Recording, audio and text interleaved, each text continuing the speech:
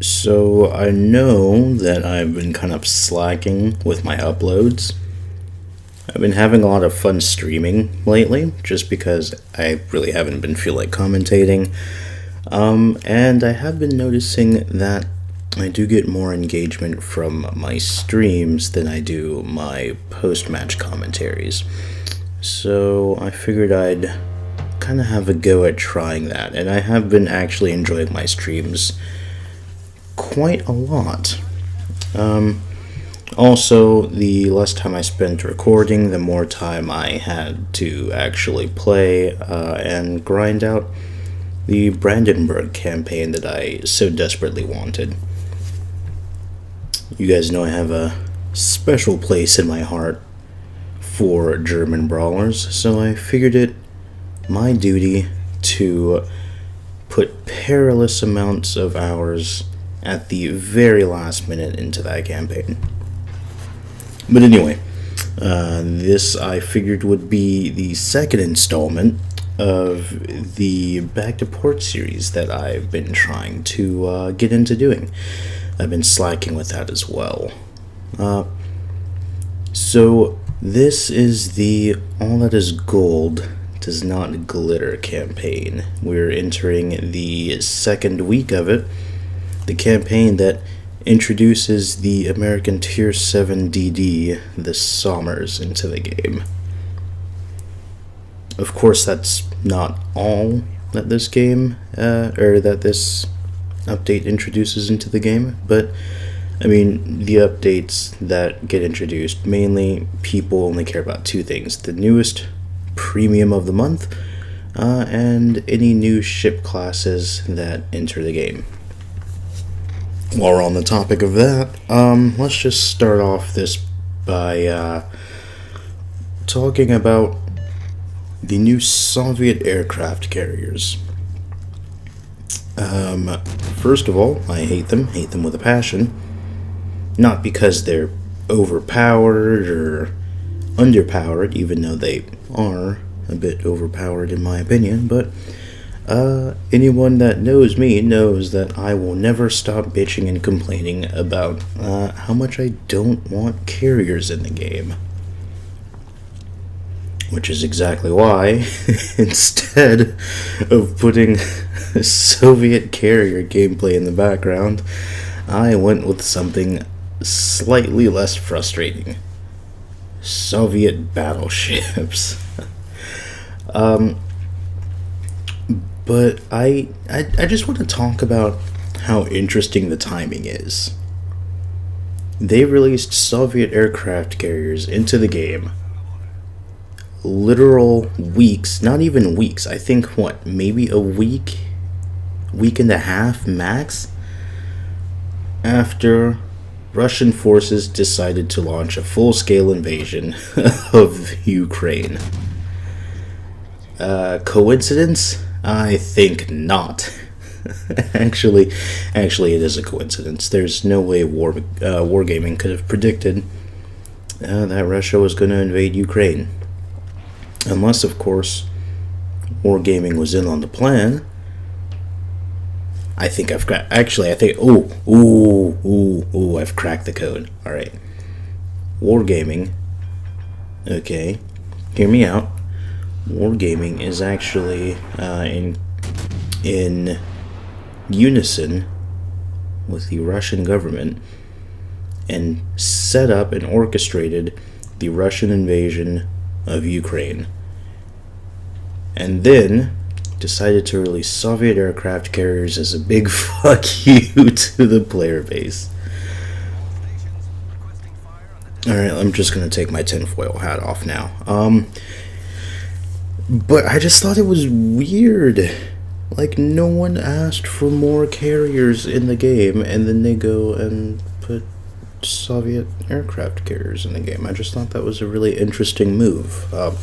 I would have much rather preferred a pan-European destroyer line, or that maybe led to something like the Ostergotland or the Halland, as, I don't know, maybe like a a bureau ship or whatever, something like that.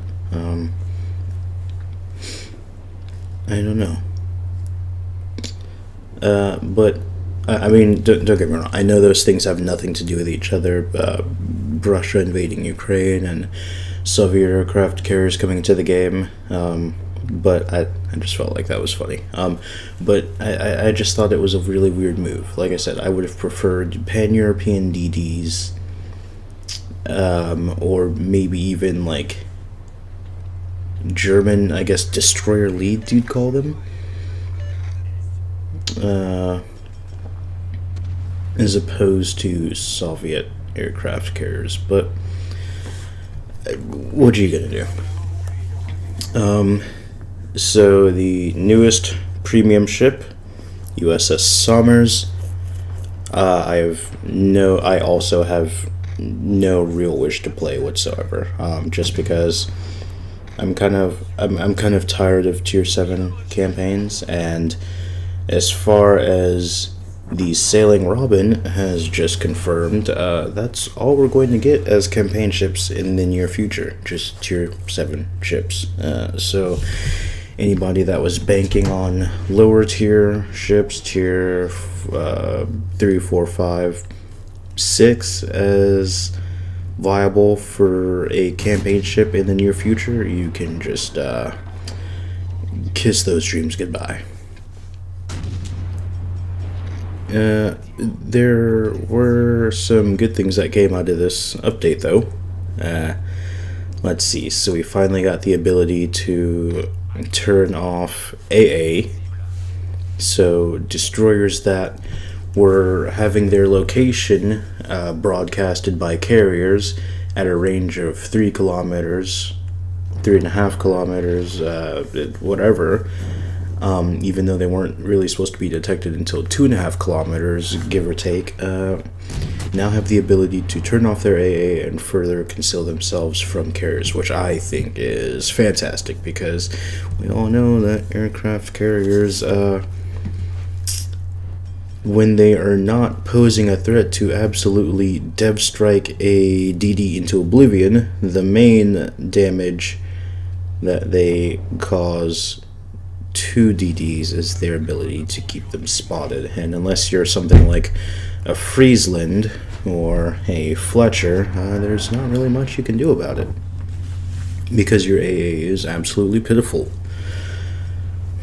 Something else good that came out of this recent update is the ability to set priority targets for your secondaries. So those German battleship fanboys of you out there, as well as fans of the USS Massachusetts. Well,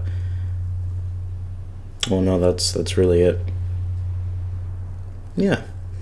Actually, now that I think of it, there aren't really any brawlers out there outside of the German battleship line other than the Massachusetts. I mean, you could maybe kind of consider, what is it?